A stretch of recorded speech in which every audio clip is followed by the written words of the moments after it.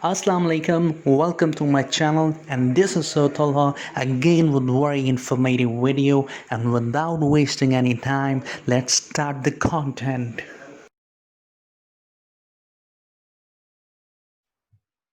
Statement क्या है first law of thermodynamic की कि energy can neither be created not destroyed but it can be change from one form of energy to another form of energy.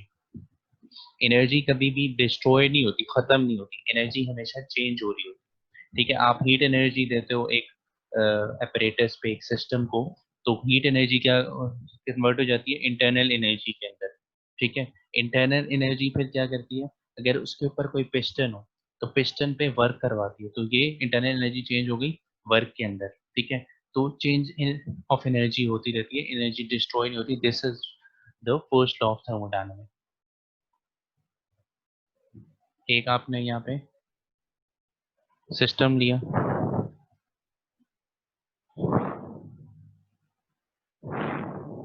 ये system है, और यहाँ पे आप हीट दे रहे हो क्यू, हीट एनर्जी क्यू, पर यहाँ पे पिस्टन लगा हुआ है। ठीक है, ये सिस्टम है पूरा, दिस इज सिस्टम। ये सारी सराउंडिंग है जो बाहर है, सराउंडिंग। ठीक है, इंटरनल एनर्जी यू अंदर है। अब हीट दिया आपने, ये Q is a heat you are giving to the system. Heat internal energy, sorry यहाँ पे हीट लिख दिया, ये इंटरनल एनर्जी है डेल्टा यू। सही है, हीट नहीं है। अब क्या होगा कि हीट इंटरनल एनर्जी को, इंटरनल एनर्जी जब उसको हीट मिलेगी तो क्या होगा, मॉलिक्यूल्स मूव होंगे। अब मॉलिक्यूल्स मूव होंगे, हम लोगों ने काइनेटिक मॉलिक्यूलर थ्योरी में पढ़ा था गैसेस की, कि वो अब प्रेशर क्रिएट करेंगे towards the wall of the container. तो वॉल ऑफ द कंटेनर पे जब प्रेशर क्रिएट करेंगे तो वर्क डन होगा, पिस्टन मूव होगा अप। ठीक है, क्योंकि अब हीट मिल रही है, इतनी सी जगह है यहाँ पे, मॉलिक्यूल जब कंटेनर से टकराएंगे तो फिर एक प्रेशर क्रिएट होगा, तो उससे ये प्रेशर से क्या होगा, वर्क डन होगा। वर्क डन क्या होगा, piston will move upward, so this is called work done. So this is the first law of thermodynamics, कि kinetic heat energy is equal to internal energy during the any process, total energy of the system remain constant। second point में पढ़ रहा हूँ, during any process total energy of the system remain constant। आपने देखा किस तरह energy change हो रही थी, लेकिन कुछ खत्म नहीं, डिस्ट्रॉय नहीं। During any change the total energy of system and surrounding remain constant. The system absorb quantity of heat Q, Q heat absorb की सिस्टम ने, ठीक है, from the surrounding, and does some work W, उसने थोड़ा सा work किया W on the surrounding. Surrounding के ऊपर किया क्योंकि सराउंडिंग, सिस्टम ने सराउंडिंग के ऊपर वर्क किया क्योंकि पिस्टन मूव अपवर्ड हुआ है सराउंडिंग पर। While the internal energy changes to E2, E1 था internal energy तो E2 हो गया। Then according to the first law of thermodynamics, the change in internal energy is given by, change in internal energy किस तरह, delta E is equal to Q minus W. So this is the statement for formula for first law of thermodynamics. Delta E ये क्या है, internal energy, Q minus W, E2 minus E1, पहले E1 थी energy फिर E2 हो गई, इसको E2 minus E1 भी लिख सकते हैं डेल्टा E। क्यू वही जो हमने हीट दी थी, डब्ल्यू वर्क डन जो हुआ है। This is the first law of thermodynamic statement. Delta E depends upon the initial and the final state of the system. Initial और फाइनल स्टेट पे depend करता है, तभी उसकी वैल्यू आएगी E2 और E1। E1 is the initial, E2 is the final state. While in thermodynamic W, अच्छा आप इसको डिराइव करेंगे आगे। W हमें पता है कि P डेल्टा V होता है, फिर P और डेल्टा V पुट कर दिया इक्वेशन में, बस आगे नहीं किया, इतना ही बनाइए। सही है, तो ये इक्वेशन इस तरह भी बनती है, आपको पता है कि W work done is equal to P delta V, और P डेल्टा V आपने इसमें डाल दिया W की जगह, तो delta is equal Q minus delta. State function और the path function. State function क्या होता है, पाथ फंक्शन क्या होता है, अच्छा बताता हूँ। State function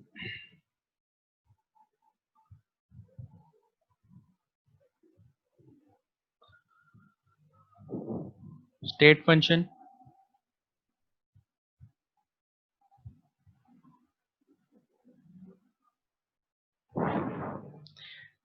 independent of the path होता है स्टेट फंक्शन, ठीक है। क्या मतलब इंडिपेंडेंट ऑफ द पाथ होता है? ये पीवी के मैंने ग्राफ बनाया, ठीक है, पीवी का ग्राफ बनाया और इसमें अगर 1.1 है, ये 0.1 है, ये 0.2 है, तो कहते हैं ये पाथ फंक्शन स्टेट फंक्शन ये होता है कि अगर मैं इस पाथ से आऊं 0.1 से लेके 2 तक, ठीक है, इसको कहते हैं ए, या इस पाथ से आऊं 1 से 2 तक, 0.1 से 2 पे मुझे आना है और किसी भी रास्ते से मैं आऊं, ठीक है, मेरी मर्जी। तो लेकिन क्या होगा, वैल्यू सेम रहेगी, independent of path taken to establish property और वैल्यू, लेकिन वैल्यू दोनों की सेम रहेगी। अगर मैं ए से आ रहा हूँ तब भी वैल्यू सेम है मेरे जो प्रॉपर्टीज है उनकी, और अगर मैं पॉइंट बी से आ रहा हूँ, बी वाले पाथ से आ रहा हूँ, तब भी मेरी प्रॉपर्टीज सेम आ रही है, वैल्यू सेम आ रही है। Independent of the path followed by body is called state function, ठीक है, ये डेफिनेशन है सिंपल। अच्छा, दूसरा है पाथ।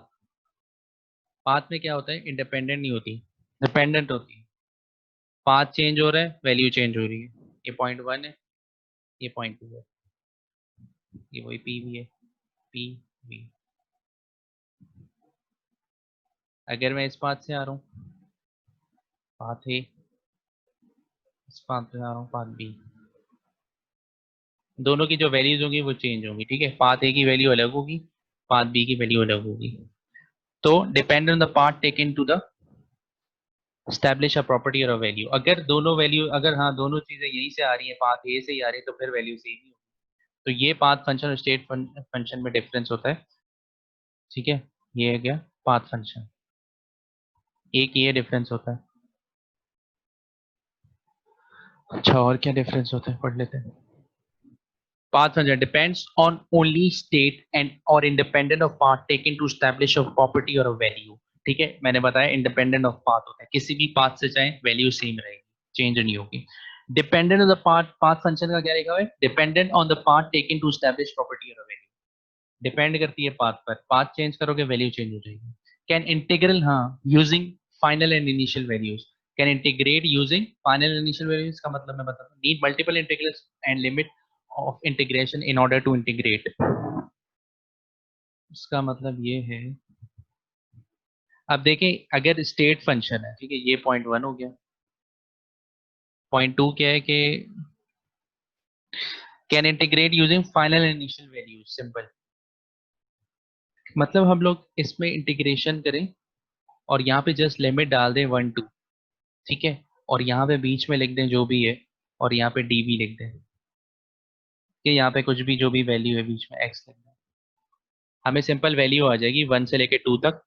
इस तरह से हम लोग क्या कर सकते हैं, इन्होंने बोला सेकंड पॉइंट में, we can find the values by simple integrating between the initial and the final values. Initial value 1 है, फाइनल वैल्यू 2 है, तो हमने जस्ट इंटीग्रेशन लगाया। इंटीग्रेशन का यूज ही ये होता है कि दो लिमिट लगाकर आप बीच से वैल्यू फाइंड कर लो। तो इंटीग्रेशन में हमने लोअर लिमिट लगाई, अपर लिमिट लगाई, लोअर लिमिट 1 थी, अपर लिमिट 2 है, और बीच में जो भी पाथ डिस्टेंस होगा वो रख दिया और डी भी लगा दिया, तो उससे हमारे पास वैल्यू आ जाएगी इसकी, स्टेट फंक्शन की, ठीक है। लेकिन अब पाथ फंक्शन में क्या है, वैल्यू निकालिए तो क्या करना है, need multiple integrals and limit of integration in order to integrate. कहते हैं कि भाई हमें ना हर जगह पे लेने पड़ेंगे, मल्टीपल इंटीग्रल्स लेने पड़ेंगे। यहाँ पे लेंगे पहले, फिर एक यहाँ पे लेंगे, फिर यहाँ पे लेंगे, फिर उन सबको सम करेंगे, तो फिर हमारे पास एक पाथ फंक्शन की वैल्यू आएगी। इसको इस तरह लिखते हैं, उसको डी भी लिखते हैं, मतलब डी एच डी वी जो भी डी की तरह लिखते हैं, और इसको इस तरह लिखते हैं। इसका मतलब है इंटीग्रल मल्टीपल, इसका होता है सिंपल इंटीग्रेशन, डेरिवेट कर रहे हैं, integrate using initial and final values for state function and need multiple integrals and limit of integration in order to integrate। ठीक है, लिमिट मतलब पहले यहाँ से लेके यहाँ तक फाइंड किया, फिर यहाँ से लेके यहाँ तक, फिर यहाँ से लेके यहाँ तक, क्योंकि ये चेंज हो रहा है, पाथ इन दोनों का अलग अलग है इसलिए। अच्छा,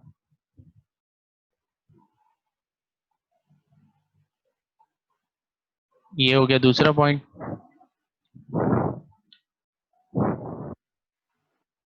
अच्छा, multiple steps result in same value, multiple steps result in different value.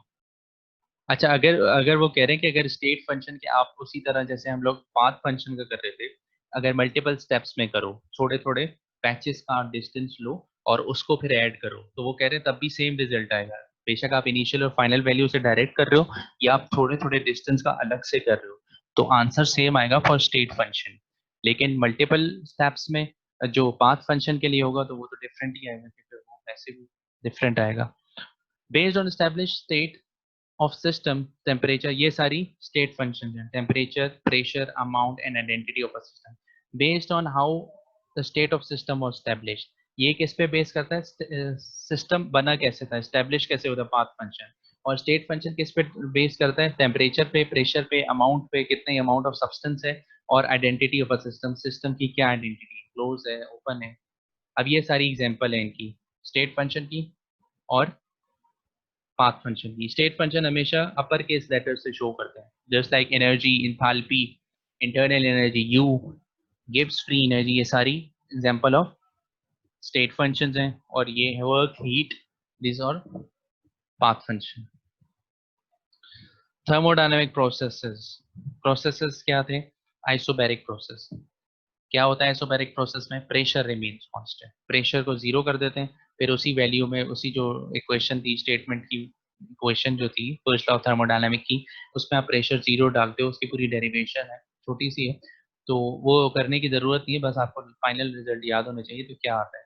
तो क्या लिखा हुआ है, व्हेन आइसोबैरिक प्रोसेस क्या होता है, thermodynamic process and pressure remains constant, amount of heat is utilized to change the enthalpy of a system. जो amount of heat है वो क्या चेंज करने के लिए यूज होती है, एंथैल्पी ऑफ अ सिस्टम। और आइसोकोरिक प्रोसेस क्या होता है, when volume remain constant, isochoric volume, isobaric pressure. ठीक है, आइसोबैरिक आइसोकोरिक की क्या इक्वेशन होती है, क्यू वी, क्यू वी मतलब कांस्टेंट वॉल्यूम है वी, और उधर क्यू पी लिखेंगे मतलब कांस्टेंट प्रेशर है, और ये is equal to internal energy होता है। Amount of heat is utilized to increase the internal energy of the system. सारी अमाउंट ऑफ हीट किसको यूटिलाइज करने के लिए हो रही है, to increase the internal energy, क्योंकि हमने वॉल्यूम कांस्टेंट किया हुआ है, वॉल्यूम चेंज नहीं होगा, वॉल्यूम को पैक किया हुआ है, हिलेगा ही नहीं, जब वो पिस्टन ऊपर ही नहीं जाएगा तो फिर क्या होगा, इंटरनल एनर्जी बढ़ेगी। ठीक है, और ऊपर क्या होगा, जब प्रेशर कांस्टेंट कर देंगे तो एंथैल्पी बढ़ेगी। Isothermal process when temperature remains constant, isothermal में क्या होता है, टेम्परेचर। एडियाबैटिक में क्या होता है, when no heat is in और out from system into surrounding, heat ही नहीं ना दे रहे होते हैं, मतलब हीट सिस्टम को भी नहीं दे रहे, ना इन हो रही है ना आउट, ना बाहर जाने दे रहे, मतलब क्लोज सिस्टम कर, thermodynamic process in which no heat in और out from system to surrounding, तो दिस इज कॉल्ड एडियाबैटिक। अच्छा, आगे क्या है, एंथैल्पी क्या होता है, चलो पहले ये पढ़ लेते हैं। Enthalpy, amount of the enthalpy of a system is it's internal energy, internal energy होती है plus the work done, work done को लिखा हुआ है PV, pressure and volume. Enthalpy क्या होता है, internal energy plus work done, internal energy plus a term that takes into count the pressure and volume of the system, pressure and volume V is equal to PV होता है, तो वही यहाँ पे pressure and volume, तो this is called enthalpy।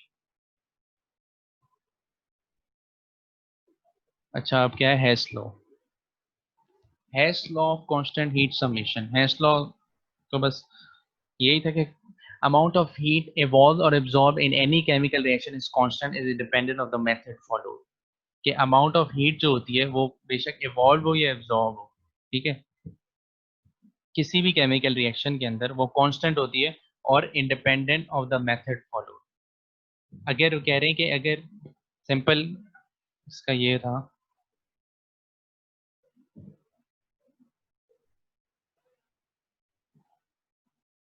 1 2 3 4 2 3 4, independent है method, independent of path followed, अगर 1 2 3 4 हो या यहाँ से शुरू हो जाए, तो इस पे डिपेंड नहीं करती आपकी एनर्जी, ठीक है। तो this is the Hess law statement. The amount of heat evolved और absorbed in any chemical reaction, heat evolve हो या absorb हो किसी भी केमिकल रिएक्शन, वो कांस्टेंट ही होती है और इस पर इंडिपेंडेंट होती है किसी भी मेथड को वो फॉलो करे। The change in enthalpy in any या चेंज इन एंथैल्पी को कह लें आप दूसरे वर्ड्स में कि केमिकल रिएक्शन के अंदर जो एंथैल्पी होती है वो कांस्टेंट होती है और इसकी इंडिपेंडेंट होती है कि whether the reaction takes place in one step or many steps, एक स्टेप में करे या पूरे 4-5 स्टेप्स में करे, इंटरनल एनर्जी या एंथैल्पी जो होगी सेम रहेगी। Hess law can also calculate to heat of formation, heat of formation calculate करते थे हम लोग, न्यूमेरिकल्स किए थे कि सारे उसको प्लस करते थे, उसकी हीट ऑफ फॉर्मेशन को प्लस माइनस करके एंड में हीट ऑफ फॉर्मेशन बताते थे कि इसकी इतनी आ रही है। और दो system which can not be synthesised in laboratories directly by combining their elements, जो डायरेक्ट नहीं हो सकता उसके लिए हम लोग करते थे हेस लॉ की हीट ऑफ फॉर्मेशन। अब ये सारी आगे डेफिनेशंस हैं। खत्म। चलिए पढ़ लेते हैं हीट ऑफ फॉर्मेशन क्या होता है। Heat of formation क्या होता है? The quantity of a heat evolved or absorbed or enthalpy change during the formation of one mole of a compound from its element is called heat of formation. एक mole of compound जो बन रहे हैं उसको बनने में जितनी heat absorb हो रही है या एवॉल्व हो रही है या एंथैल्पी इंटरनल एनर्जी चेंज हो रही है तो उसको कहते हैं हीट ऑफ फॉर्मेशन, ठीक है। This is the definition of heat of formation. Standard heat of formation क्या होती है? जो स्टैंडर्ड होती है, मतलब कंपाउंड्स के लिए हम लोग अगर स्टैंडर्ड देते हैं तो वो उसकी क्या होती है? 298 केल्विन टेम्परेचर और 1 एटमॉस्फेरिक प्रेशर हो, इस एक मोल का कंपाउंड हो तो उसको कहते हैं this is called standard heat of formation. H F not इसका वो होता है सिंबल। हीट ऑफ रिएक्शन क्या होता है? The amount of heat that must be added or removed during a chemical reaction in order to keep all the substance present at the same temperature. वो reaction, वो heat जो एक chemical reaction के अंदर मौजूद हो, मतलब ऐड करो या आप रिमूव करो, लेकिन इतनी होनी चाहिए कि सारे सब्सटेंस जो प्रेजेंट है उस टाइम पर उनका टेम्परेचर एक ही जैसा हो, तो इसको कहते हैं heat of reaction. If the pressure in the vessel containing the reacting system is kept at a constant value, the measured heat of reaction also represents the change in the thermodynamic quantity called enthalpy or heat content. Heat of reaction पे ही depend कर रही होती है enthalpy भी, ठीक है, क्योंकि pressure depend कर रहा है हीट पर और प्रेशर का लिंक है एंथैल्पी से। H is equal to U plus P V. P क्या है? Pressure. Enthalpy of combustion, enthalpy of neutralization, enthalpy of solution, the amount of heat required to completely 1 mole of reactant with oxygen। एक इतनी amount of heat, combustion उसको कहते हैं enthalpy, इतनी amount of heat जो required हो कि वो completely 1 mole of reactant to react completely with 1 mole of reactant with oxygen, के एक मोल किसी भी हीट का किससे कंबाइन हो जाए? रिएक्ट विद ऑक्सीजन, तो इतनी एनर्जी जो रिक्वायर्ड हो उसको कहते हैं एंथैल्पी ऑफ कंबशन, HC। इसकी वैल्यू होती है, डिफरेंट वैल्यूज होती है for different compounds. Enthalpy of neutralization is a change in enthalpy that occurs when one equivalent of an acid and one equivalent of a base undergo neutralization reaction to form water and salt.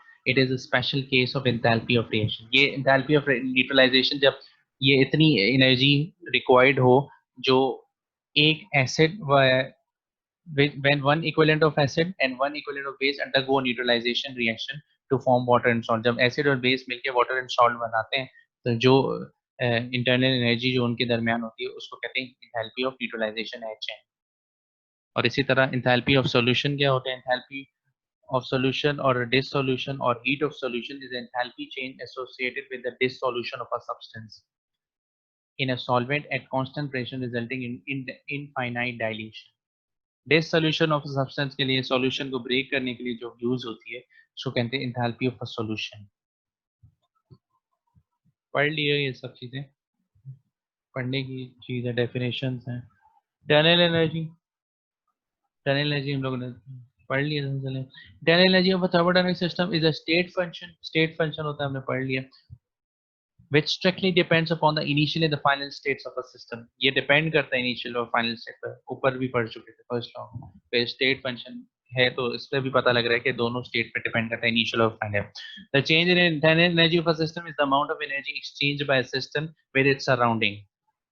Amount of energy exchange by the system with its surrounding. System की energy को जो change कर रहा होता है with its surrounding during the thermodynamic process, chemically और physically. जब आप जब हीट देते हो तो ये सराउंडिंग से हीट आती है अंदर सिस्टम के अंदर, तो सिस्टम की एनर्जी चेंज हो जाती है because of the external source of heat.